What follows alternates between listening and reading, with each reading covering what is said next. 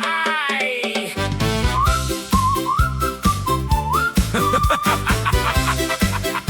Hey! Nagpatunog ng kampana si Karpa sa lawa.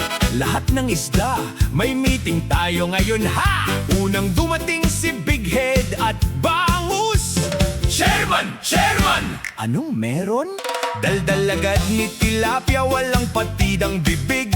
Si Dalag naman may chismis na hatid. Sabi nila may malaking balita. Sigurado ka ba? Narinig ko lang kay Pia.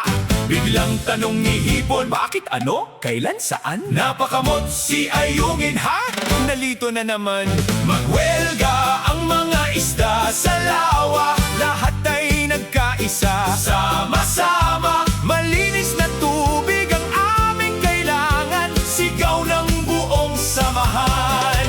Kapag ang lawa ay ating inalagaan, lahat ng buhay ay makikinabang. Isda at tao'y may iisang tahanan, kaya't huwag nating pabayaan.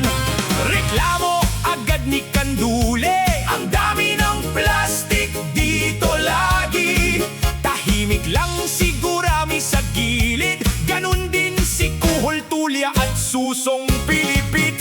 Ngumiti si Palos, tuso ang plano, humanap tayo ng paraan, hindi puro reklamo. Biglang sigaw ni Suwiwa, galit na galit, magwelga na tayo, tama na kanyang pilit. Tumayo si Hito, ang pinakamatanda, mga anak, pakinggan nyo muna.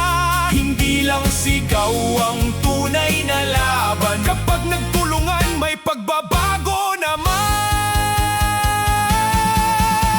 Nagwelga ang mga isda sa lawa, may aral para sa bawat isa. Kung ang kalikasan ay ating iingatan, masaganang buhay ang aanihin kailanman. Lawa ng lambak, aming tahanan, dapat mahalin at pangalagaan. Kapag ang tao't kalikasan ay nagkaisa, lahat tayo ang tunay na panalo na.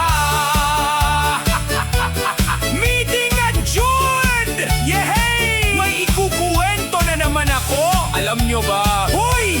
Linisin muna ang lawa! Mabuhay ang lawa ng lambak!